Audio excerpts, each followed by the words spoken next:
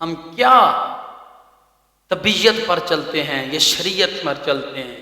یاد رکھنا جو ہم حضرت علی پاک کے نعرے لگاتے ہیں، تو کبھی ہم نے حضرت علی پاک کو آگے، اس محبت کو آگے بھی ہم نے کیا ہے۔ حضرت علی پاک تو وہ ہیں جنہوں نے اپنے دشمن کو پہلے پانی پلایا، اپنے قاتل کو پہلے پانی پلایا، اور پانی پلایا، جب پانی دیا تو اس نے پانی نہ پینے سے انکار کر دیا۔ جب پانی پینے سے انکار کر دیا تو حضرت علی پاک نے فرمایا کیا؟ فرمایا کاش آج علی کے گھر کا تو پانی پی لیتا نا، اس وقت تک میں جنت میں نہ جاتا جب تک تو جنت میں نہ جاتا، تجھے لے کر نہ جاتا۔ اس وقت تک یعنی میں جنت میں نہ جاتا جب تک تجھے نہ لے کر جاتا۔